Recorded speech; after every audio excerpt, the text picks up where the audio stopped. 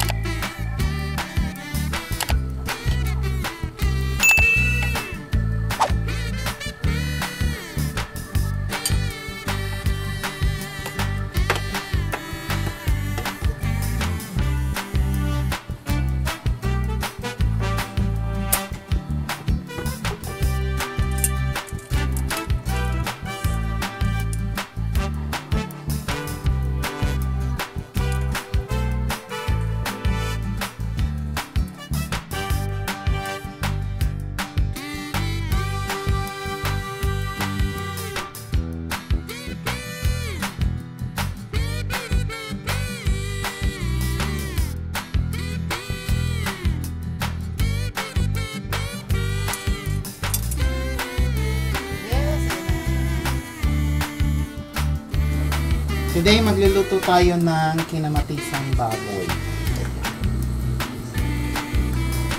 Kanina, meron na akong pinakuloang pork. Pinakulaan ko siya sa bawang sibuyas, pamintang buo, asin, all-purpose seasoning, at saka dahon ng laurel. So ngayon, ito na yung ating pinakulaang pork. Piprituhin muna natin siya dito sa ating sobrang init na wok.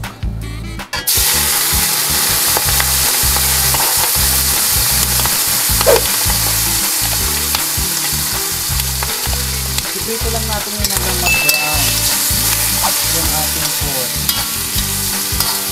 Kailangan natin sa kakao.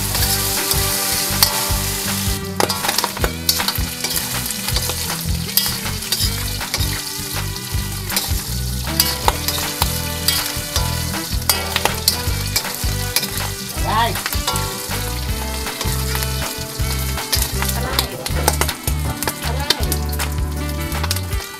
Aray! Tapan muna natin. Ayan, pachichar na yung baboy natin. So, okay na to. Ganito lang yung kailangan natin i-achieve. So, hahamuin ko muna siya. Ayan. bango niya kasi may nasama pa ng mga bawang na hinangaw ko na pakuloan. Okay. Babawasan ko sana yung mantika pero sabi ko wag na lang. Okay na yan. Yan na rin tayo magigisa ng ating iba pang ingredients. So, meron ako dito. Yung kanina, kalahati lang ng sibuyas yung nilagay ko. So, ito yung kalahati. And then, yung ating bawang.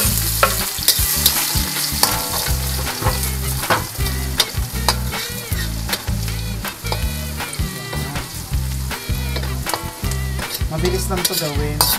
Yung preparation lang ng baboy, yung pakulukan niya. Pero kung ayaw nyo naman pakuluan yung baboy, carry lang naman. Hindi nyo na kailangan pakuluan mo. Ako gusto ko lang pakuluan para malambot din yung balat. Pero parang nasa picture yun. Kaya ilalagay na natin dahil nga ito ay kinamatisang baboy. Meron siyang kamatis. Maraming kamatis ang ilalagay natin. Yan, ganyan. Ayan. So, dapat lutong-luto yung kamatis. Hayaan muna natin yan dyan na kumulo hanggang maging tomato sauce na yan. Ganyan lang. Ilalagay ko na rin yung ating red pepper, bell pepper, para may paanghang. Ayan. Lalagyan ko siya ng paminta.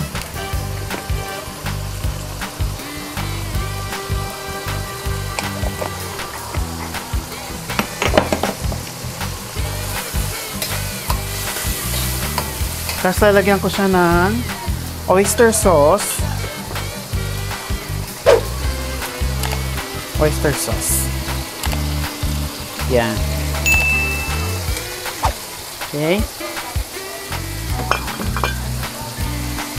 Ito na yung parang pinaka-seasoning niya.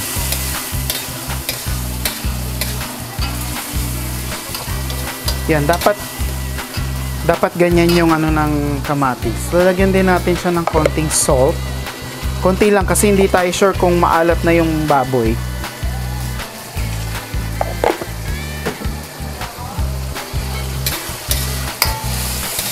Okay. Yan, lutong-luto na yan. Yan, medyo durog na yung kamatis. Pero dapat durog na durog pa yan. So, bali yung kamatis niya, parang yan siya yung pinaka-sabaw doon sa ano natin, kinamatisang baboy.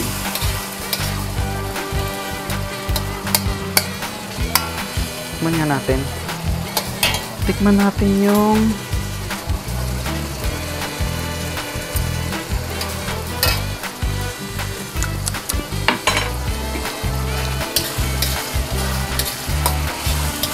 masarap, maasim.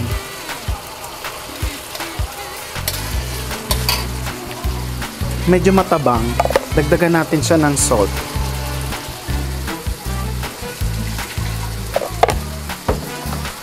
Tapos, ibabalik na natin yung pork. Ayan na. Yan na yung pork.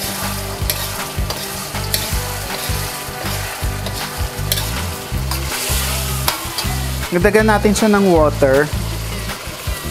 Kasi medyo maasim.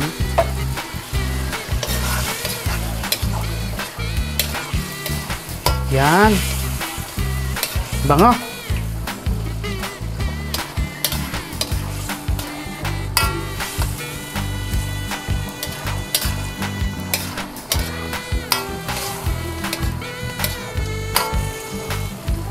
Tikman natin yung salt. Gusto ko siyang lagyan ng all-purpose seasoning. Lagyan natin siya ng sugar.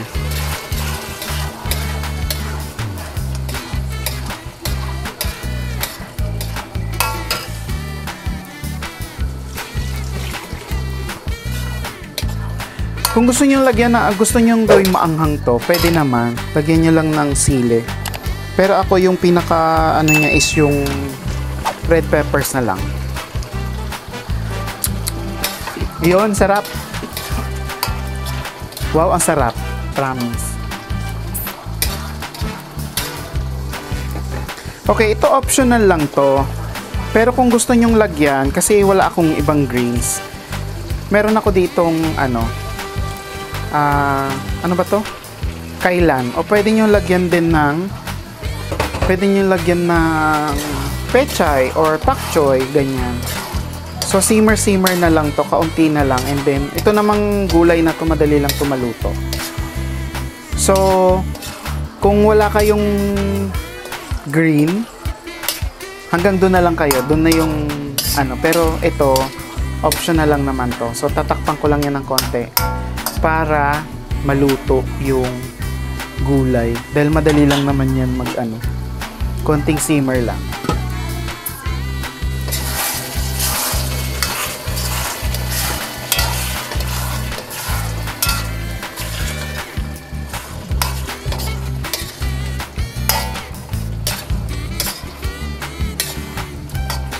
Okay, luto na yung ating kinamatisan baboy. Ayan. Ang sarap niyan. Promise, sobrang sarap. So, ito na yung ating menu for today. Tayo na natin yung ating apoy. Okay, follow the recipe. And please do not forget to subscribe to my channel. And hit the notification bell para meron kayong update kapag may bago ako upload. Okay? Yan lang.